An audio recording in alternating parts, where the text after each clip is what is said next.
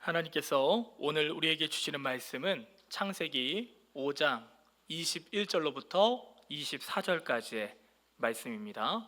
제가 받들어 읽겠습니다.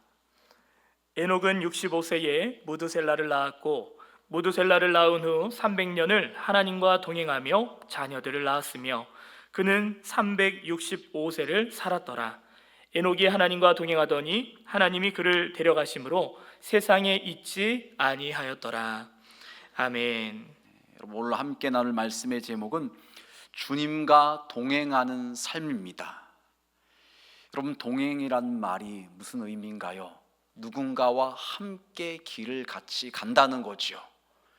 여러분, 그런데 이 동행이라는 것이 계속해서 이어지기 위해서는 서로의 마음이 같아야 되겠죠. 서로의 생각이 같아야지만 계속해서 동행을 할 수가 있을 것입니다. 만약 서로의 마음과 생각이 다르다면 잠시 잠깐은 같이 할 수 있겠지만 결국 헤어지게 되고 결국 떠날 수밖에 없는 것입니다. 여러분, 오늘 우리가 봉독한 창세기 5장 말씀에 보면은 에녹이 무려 하나님과 300년을 동행했다고 말을 하고 있습니다. 즉 에녹의 마음이 늘 하나님께로 향했고 하나님과 서로 소통하고 교제하는 삶을 살았다는 것입니다. 하나님께서 그것이 얼마나 좋으셨는지 에녹을 이 땅에서 그냥 죽음을 보게 놔두지 않으시고 데려가셔서 하나님 나라로 인도하셨다는 것입니다. 여러분, 성경에 보면은 죽음을 보지 않고 하나님께로 올라간 사람이 2명 언급되고 있지요. 한 명은 엘리야 선자고 한 명이 에녹입니다. 2명 중에 그 한 명인 에녹, 하나님과 동행할 삶을 살았더니 하나님께서 그렇게 기뻐하셨다는 것입니다. 여러분, 우리의 삶도 우리 주님과 동행하는 삶을 살아야 되는데, 그렇다면 눈에 보이지 않는 영적 존재인 하나님과 우리 주님과 어떻게 동행하는 삶을 살 수가 있을까요? 오늘 첫 번째 말씀인데요, 예배를 통해 하나님과 영적 교제가 이루어질 수 있습니다. 여러분, 교제라는 것은 서로 간에 소통을 통해서 이루어지는 것이죠. 결코 일방적인 것이 아닙니다. 서로 간에 오고 가는 것이 있을 때 소통을 통해서 교제가 이루어질 수 있습니다. 만약 한쪽에서만 계속해서 뭔가를 주고 마음을 쏟고 하다 보면은요, 그것이 오래가지 못해요. 아, 저 사람이 나에게 별 관심이 없구나, 내 마음을 몰라주는구나 하고서 그냥 관계가 단절될 수밖에 없는 것입니다. 소통이라는 것은, 교제라는 것은요, 서로 간에 오고 가는 것이 있어야 되는 것이에요. 여러분, 그런데 하나님은 그 요한복음 4장 24절 말씀해 보니까 영이시라고 말씀하고 있어요. 그럼 영이신 하나님과 우리가 어떻게 소통하고 교제할 수 있을까요? 지금 말씀해 보니까 예배하는 자가 영과 진리로 예배할지니라고 말씀하고 있습니다. 저와 여러분이 영과 진리로 하나님께 예배할 때, 우리가 마음과 뜻과 정성을 다해서 예배할 때 하나님께서 기뻐 받으시는 분이신 줄 여러분 믿으시길 바랍니다. 여러분, 창세기 말씀에 보니까 아담의 아들인 가인과 아벨이 하나님께 예배를 드려요, 제사를 드려요. 그런데 하나님께서 가인과 가인의 예물은 받지 않으시고 아벨과 아벨의 예물은 받으셔요. 왜 그러셨을까요? 왜 누구의 예배는 받지 않으시고 누구의 예배는 받으실까요? 히브리서 말씀에 보니까 아벨은 믿음으로 더 나은 제사를, 예배를 드렸다고 말씀하고 있습니다. 여러분, 저와 여러분이 믿음으로 하나님께 예배 드릴 때 하나님께서는 받으시는 것이에요. 여러분, 우리가 예배 드린 것 관련돼서 좀 더 구체적으로 좀 생각을 해보려고 하는데요, 예배라는 말에 그 영어로 표현을 할 때 보통 2가지로 표현합니다. 첫 번째는 서비스라는 말로 표현을 하지요. 섬긴다는 말입니다. 우리가 하나님을 섬기는 것이 예배가 되는 것이에요. 또 하나는 워십이라고 표현을 하죠. 그 워십이라는 말은 월스에서 온 말이에요. 가치 있는 것, 소중한 것이라는 뜻이죠. 다시 말해, 예배라는 것은 우리가 하나님께 우리의 소중한 것, 값어치 있는 것을 드리고 섬기는 것이 예배라는 것입니다. 여러분, 그런데 우리에게 있어서 가장 소중한 것은 무엇일까요?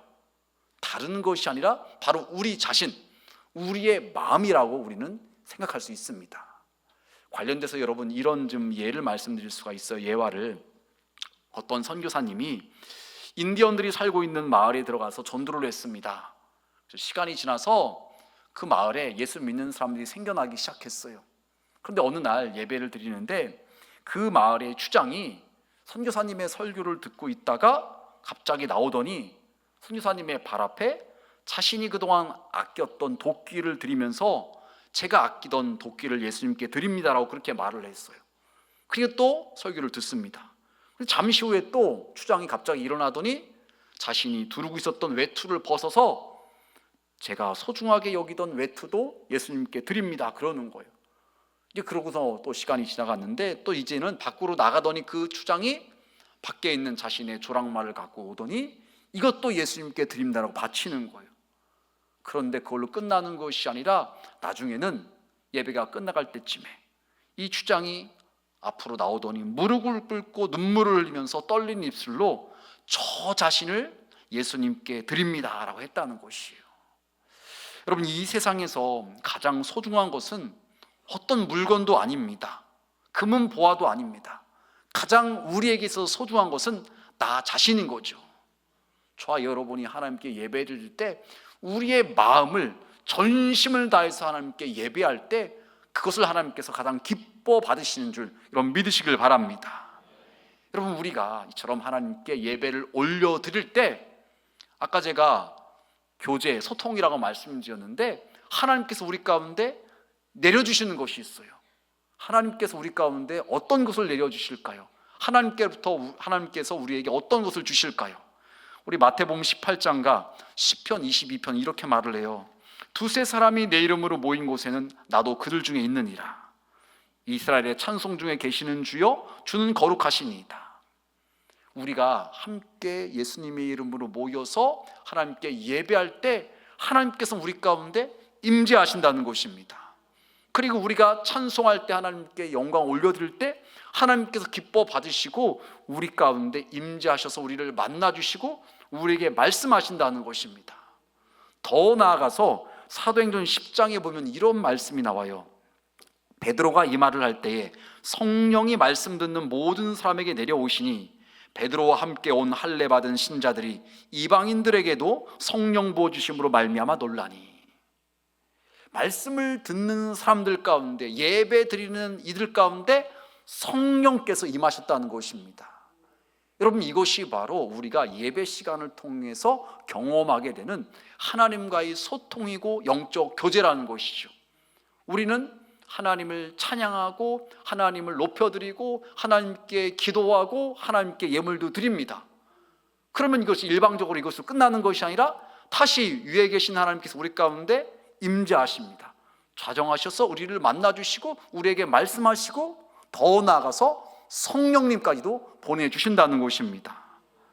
여러분, 고넬료 이방인이었어요.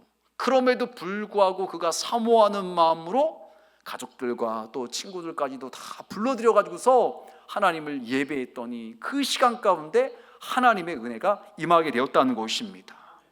여러분, 이처럼 하나님께서는요 예배 시간을 통해서 예배하는 자들 가운데 소통이 있게 하시고 하나님께서 우리와 함께 하신다는 것입니다. 여러분, 열왕기상 3장 5절에 보면 이런 말씀이 있어요. 기브온에서 밤에 여호와께서 솔로몬의 꿈에 나타나시니라. 하나님이 이르시되 내가 내게 무엇을 줄고 너는 구하라. 하나님께서 언제 솔로몬에게 이 말씀을 하셨는가요? 솔로몬이 1000번제를 드렸을 때 하나님께서 너무 좋으셔서 기뻐하셔서 솔로몬에게 나타나셔서 내가 너에게 뭘 줄까? 구하기만 해. 내가 다 줄게. 이렇게 말씀하셨다는 것이에요. 여러분, 이처럼 우리가 마음을 다해서 정성을 다해서 하나님께 예배한다면 하나님은 기뻐 받으시고 우리 가운데 은혜를 부어주시는 것이에요. 여러분, 그래서 예배를 통해서 우리는 하나님과 소통하게 되고 하나님과 영적 교제가 이루어지고 예배를 통해서 주님과 동행하는 삶을 살 수가 있는 것입니다. 두 번째로 여러분, 우리는요 순종함으로 하나님과 영적 교제가 이루어집니다. 여러분, 하나님께서는 우리 믿음의 성도들에게 말씀을 하시죠. 성경 말씀을 통해서도 우리가 읽을 때 말씀하시기도 하시고요, 설교자가 설교를 할 때 설교자의 입술을 통해서 말씀하시기도 하시고요, 때로는 우리의 삶에 환경과 형편 가운데서 우리에게 말씀하시기도 하십니다. 그때 우리가 하나님의 말씀을 듣고 깨닫고서 아멘하고 순종하면요, 그때부터 하나님과 영적 교제가 더 깊어지기 시작하는 것이에요. 그런데 만약 여러분 우리가 순종하지 않는다면요, 하나님과 영적 교제가 이루어지지 않는 거예요. 근데 그것이 한 번만 그런 것이 아니라 두 번, 세 번 반복되어서 불순종이 쌓여간다면요, 하나님께 더 이상 말씀하지 않으시는 거예요. 여러분, 쉬운 예로 만약 그 부모님들이 자녀에게, 여러 자녀가 있는데 어느 자녀에게 뭘 부탁을 했어요. 뭘 좀 하라고 심부름을 시켰어요. 그런데 듣고서 안 해요. 그것이 한 번이 아니라 몇 차례 반복돼요. 그럼 그 자녀에게 또 부탁을 할까요? 시킬까요? 안 시켜요. 다른 자녀에게 이야기를 하고 부탁을 하겠죠. 마찬가지입니다. 하나님께서도 우리에게 말씀을 하시는데 우리가 순종하면 하나님께서는 또 말씀하시고 우리는 순종하고 또 말씀하시고 순종하는 것을 통해서 하나님과 더욱더 가까운 관계가 될 수가 있는 거예요. 그런데 불순종하면 어떻게 될까요? 우리 사무엘상 3장 1절에 보면 이렇게 말씀하고 있어요. 어린 사무엘이 엘리 곁에서 주님을 섬기고 있을 때이다. 그때에는 주님께서 말씀을 해주시는 일이 드물었고 환상도 자주 나타나지 않았다. 여러분, 엘리 제사장 때 하나님께서 말씀을 해주신 일이 드물었다고 말해요. 환상도 잘 나타나지 않았다는 거예요. 왜 그럽니까? 이스라엘 백성들이 범죄해서 하나님을 멀리하고 불순종하니까는 하나님께 더 이상 잘 말씀하시지 않으셨다는 것입니다. 여러분, 우리가 신앙생활 하면서 하나님께서 우리에게 말씀하셨을 때 순종한다면요, 우리는 그 순종을 통해서 더 주님과 친밀해질 수가 있는 것입니다. 주님과 더욱더 가까워질 수가 있는 것입니다. 여러분, 제가 언젠가 오래전에 어느 그 목사님의 그 설교 테이프를 들은 적이 있는데 그 목사님이 본인의 그런 간증을 이야기를 하시더라고요. 이 본인이 섬기는 교회에서 교회 버스를 새로 구입을 했다고 그래요. 근데 산지 얼마 안 됐는데 하나님께서 본인의 마음에 감동을 주시는 것이 그 버스를 이웃 교회에 주라는 거예요. 그 교회가 지금 그 버스가 필요하다는 거예요. 그런데 그 목사님 생각에 본인이 섬기던 교회가 뭐 크고 여유로운 교회면 모르겠는데 그렇지 않은 교회라는 거예요. 그런데 하나님께서 왜 그런 말씀을 주시는지, 감동을 주시는지 참 이해하기 어려웠대요. 그런데 그럼에도 불구하고 순종해서 그 버스를 이웃교회에 줬더니 하나님께서 더 좋은 것을 주셨다는 것입니다. 여러분, 하나님과 영적 교제가 바로 이런 것이에요. 하나님께서는 우리에게 말씀하시고 우리는 순종하는 것이에요. 그럼 하나님께서 우리에게 또 말씀하시고 또 순종해요. 하나님께서 그 모습을 보시고서 기뻐하시는 것이에요. 여러분, 하나님께서 아브라함에게 독자 이삭을 바치라고 말씀하셨잖아요. 아브라함을 지금 테스트하시는 거예요.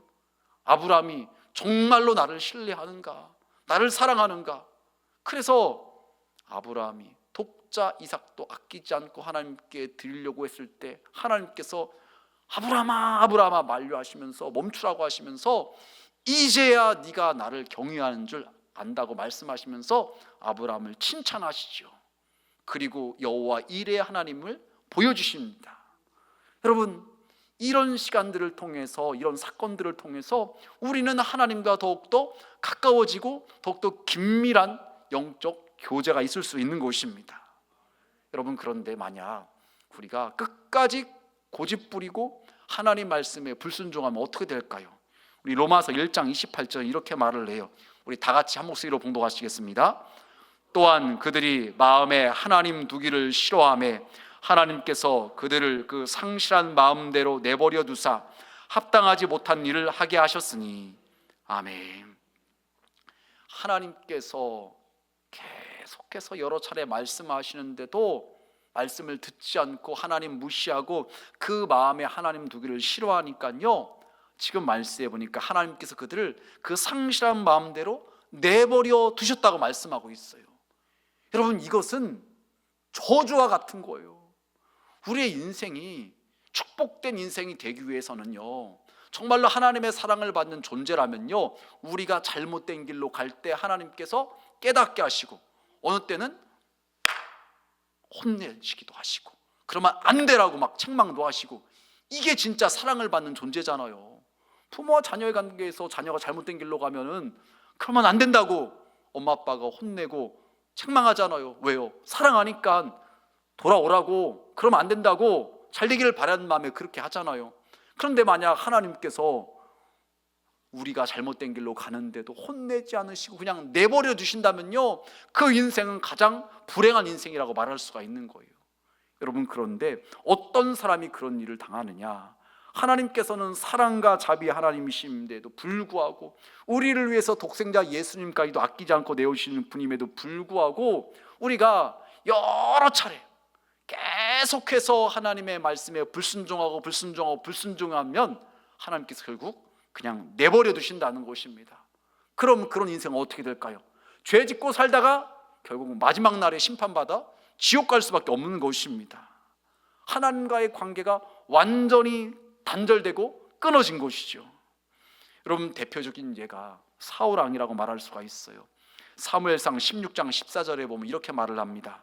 여호와의 신이 사울에게서 떠나고 여호와의 부리신 악신이 그를 번뇌케 한지라. 여러분, 사울 왕 겸손한 사람이어서 하나님의 눈에 들어서 택함을 받고 이스라엘의 첫 번째 왕이 되었던 인물이잖아요. 그런 그가 왕이 되고 나서 교만해져서 하나님의 말씀에 불순종했더니 결국 지금 말씀에 나온 것처럼 하나님의 신은 사울에게서 떠나가고 오히려 악신이 들어서 그가 번뇌케 되었다고 말하고 있습니다. 여러분, 그런 사울 어떤 인생을 살았는가요? 남은 인생을 자신의 충성스러운 신하이자 사위인 다윗을 미워하고 시기하고 질투하다가 결국은 전쟁터에서 죽게 되었어요. 여러분, 이것이 하나님과의 영적 교통함이 끊어진 사람의 모습인 것입니다. 여러분, 우리는요, 하나님께서 우리에게 말씀하실 때 아멘하고 순종하는 것이에요. 그럼 우리는 하나님과 더 가까워질 수가 있고요, 하나님께 쓰임받는 인생이 될 수가 있고요, 하나님의 복을 누리는 인생이 될 수가 있는 것입니다. 바로 예배에 오신 우리 온천중앙의 모든 성도님들은요, 하나님께서 말씀하실 때 아멘하고 순종함으로 하나님과 더욱더 가까워질 수 있는 우리 모두가 되시길 주님의 이름으로 축원합니다. 여러분, 세 번째로 우리는요, 말씀과 기도를 통해 하나님과 영적 교제가 이루어질 수 있습니다. 먼저 말씀에 대해 생각을 해보면요, 요한복음 1장 14절은 이렇게 말을 합니다. 말씀이 육신이 되어 우리 가운데 거하심에 우리가 그 영광을 보니 아버지의 독생자의 영광이요 은혜와 진리가 충만하더라. 여러분, 예수님은 말씀이 육신이 되어서 우리 가운데 오신 분입니다. 그래서 눈에 보이지 않는 그 예수님과 우리가 가깝게 지내기를 원한다면, 소통하기를 원한다면, 교제가 이루어지기를 원한다면요, 다른 무엇보다도 하나님의 말씀을 가까이 하는 거예요. 이 말씀을 가까이 하면요, 우리 주님과의 영적 소통이 이루어지는 것이에요. 여러분, 우리는 이 세상을 살아가면서 수많은 것들을 보고 들어요. 그 과정 가운데서 거기에 영향을 받게 되지요. 여러분, 그런데 그런 것들이 우리에게 도움을 주는 것도 있지만 그렇지 못한 것들도 있잖아요. 하지만 하나님의 말씀은 영혼의 양식이 되는 것이에요. 그 하나님의 말씀은 우리를 살리고 우리를 주님께로 인도하는 말씀이 되는 것입니다. 그 말씀을 가까이 할 때 우리의 생각이 성경적인 가치관으로 바뀌어지게 되는 거지요. 그래서 우리의 생각이 하나님의 생각과 하나가 되는 것입니다. 근데 만약 성경 말씀을 가까이 하지 않고 세상의 것들만 가까이 하면 하나님의 생각과 우리의 생각이 달라요. 하나님께서는 우리를 향해서 이쪽으로 가라고 말씀하시는데 하나님의 말씀인 성경을 가까이 하지 않고 세상의 것들만 가까이 하면 세상의 기준과 경험과 판단을 통해서 저쪽으로 가면 내가 손해날 것 같은데, 저쪽으로 가면 내가 안 될 것 같은데, 뒤떨어질 것 같은데, 이런 생각이 들어서 이쪽으로 가게 된다는 거죠. 하나님의 생각과 정반대가 되는 것입니다. 여러분, 그래서 우리는요, 무엇보다도 하나님의 말씀을 가까이 함을 통해서 하나님과 뜻이 같아지고 생각이 같아져서 하나님과 소통이 이루어지고 교제가 이루어질 수가 있는 것입니다. 여러분, 또한 다음으로 기도에 대해서 우리는 생각해 볼 수가 있는데요, 여러분, 기도라는 것은 영적인 호흡이라고 말을 하죠.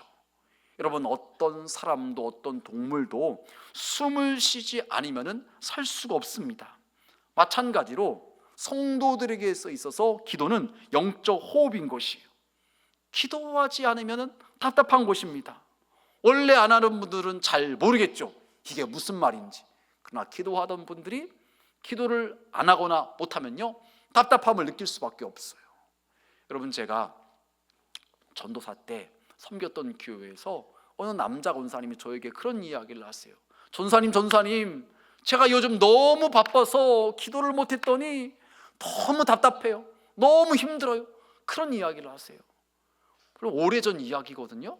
거의 한 15년 넘은 이야기인데 제가 아직도 그분의 그 표정과 말투를 잊지 못해요. 너무나 진지하게, 너무나 심각하게 저한테 그런 얘기를 하는 것이에요.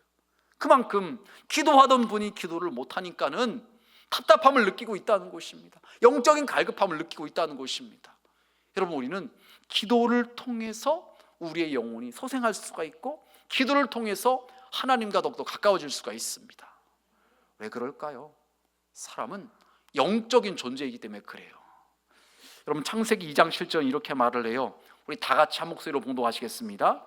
여호와 하나님이 땅의 흙으로 사람을 지으시고 생기를 그 코에 불어넣으시니 사람이 생명이 되니라. 아멘. 하나님께서 사람을 만드실 때 흙으로 만드시고서 그냥 끝내신 것이 아니라 그 코에 생기를 불어넣어 주셔서 사람이 영적인 존재, 생명이 되었다고 말씀하고 있습니다. 그래서 사람은요, 영이신 하나님과 소통하며 교제하며 그렇게 살게 되어 있는 것이에요. 그런데 만약 기도하지 않는다면요, 그 사람은 육적인 존재로만 살아갈 수밖에 없는 것입니다. 우리가 기도함을 통해서 영적인 존재로서 하나님과 소통하며 교제하며 주님과 동행하는 삶을 살 수가 있는 것입니다.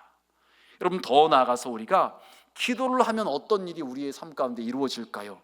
예레미야 33장 3절 이렇게 말을 해요. 너는 내게 부르짖으라. 내가 내게 응답하겠고 내가 알지 못하는 크고 은밀한 일을 내게 보이리라. 우리가 기도할 때 하나님께서 다른 사람에게는 알려주지 않은 하나님의 일을 말씀해 주신다는 거예요. 여러분, 친구와의 관계에 있어서 진짜 친한 친구에게는 나의 비밀을 갖다가 말하게 되는 경우가 있잖아요. 아무에게나 비밀 얘기하지 않아요. 나의 숨기고 싶은 거 이야기하지 않습니다. 그러나 진짜 친한 사람에게는 이야기를 하고 기도해달라고 부탁도 하고 나를 좀 도와달라고 이야기도 해요. 왜요? 친하니까, 그런 관계가 이미 형성되었으니까 그런 말을 할 수가 있는 것이에요. 하나님도 우리와 관계에서 그렇다는 거예요. 우리가 기도하면 기도할수록, 하나님과 영적 소통이 이루어지면 이루어질수록요, 하나님의 그 계획, 하나님의 뜻하심을 우리에게 말씀해 주셔서 우리도 알게 된다는 것입니다. 그래서 하나님의 마음을 품게 되고 하나님의 생각과 우리의 생각이 같아지게 된다는 거죠. 여러분, 그 말씀이 빌립보서 2장 13절에 나와 있어요. 우리 다 같이 한 목소리로 봉독하시겠습니다. 너희 안에서 행하신 이는 하나님이시니 자기의 기쁘신 뜻을 위하여 너희에게 소원을 두고 행하게 하시나니. 아멘. 하나님께서는 기도하는 우리에게 하나님의 기쁘신 뜻을 우리의 마음 가운데 부어주셔서 우리의 마음에도 그 하나님의 뜻을 이루고자 하는 소원함이, 열정이 생긴다는 거예요. 그냥 내가 살고 싶은 대로 내 마음대로 내 욕심만으로 해서 살아가는 그런 삶을 살아가지 않고 기도하는 사람들 가운데 하나님의 마음이 부음바되어 가지고서 하나님의 꿈이 나의 꿈, 나의 비전이 되는 것입니다. 내가 어떻게 하면 하나님을 기쁘시게 할까? 이런 마음으로 살아가게 된다는 것입니다. 여러분, 이것이 바로 말씀을 가까이 하고 기도하는 사람들 가운데 이루어진 일이라는 것이죠. 하나님과 더 가까워지게 되고 소통하게 될 수가 있는 것입니다. 여러분, 말씀을 정리하겠습니다. 하나님께서는 저와 여러분이 하나님과 동행하는 삶을 살기를 원하셔요. 더욱더 소통하고 교제하고 가까이 지내기를 원하시는 것이에요. 여러분, 눈에 보이지 않는 하나님과 어떻게 그렇게 지낼 수가 있을까요? 크게 세 가지를 말씀드렸죠. 우리는 예배를 통해서, 우리가 마음과 뜻과 정성을 다해서 온 마음을 다해서 하나님을 예배할 때, 우리 자신을 하나님께 온전히 드릴 때 하나님께서 기뻐 받으시고 우리 가운데 임재하시고 우리를 만나주시고 말씀하시고 성령도 보내주셔서 하나님과 더욱더 교제하게 되고 소통하게 되는 것입니다. 또한 하나님께서 우리에게 말씀하실 때 우리가 뿌리치고 외면하고 불순종하는 것이 아니라 순종할 때 하나님과 더욱더 영적 교제가 일어나는 거예요. 우리가 순종할 때 하나님께서 기뻐하시고서 또 말씀하시는 거예요.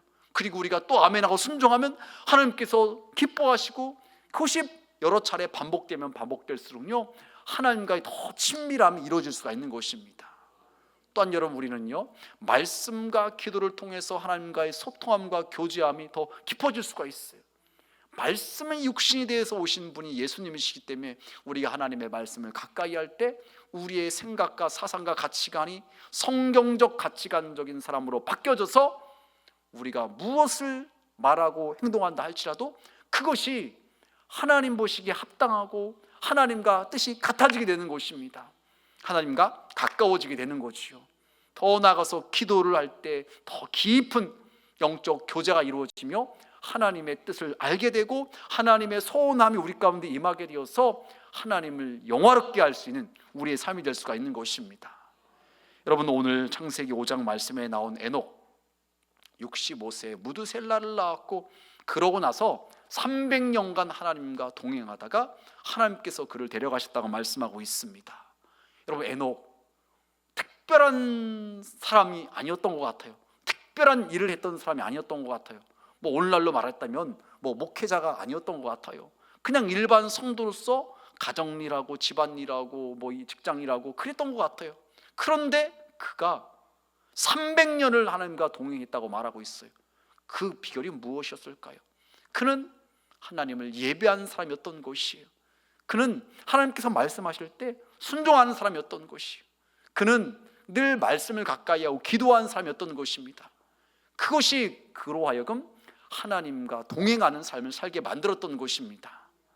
바로 예배에 오신 우리 온천중앙의 모든 성도님들은요 에녹처럼 늘 주님과 동행하는 가운데 더욱더 주님과 친밀한 영적 교제를 누리며 복된 인생을 살아갈 수 있는 우리 모두가 되시길 주님의 이름으로 축원합니다.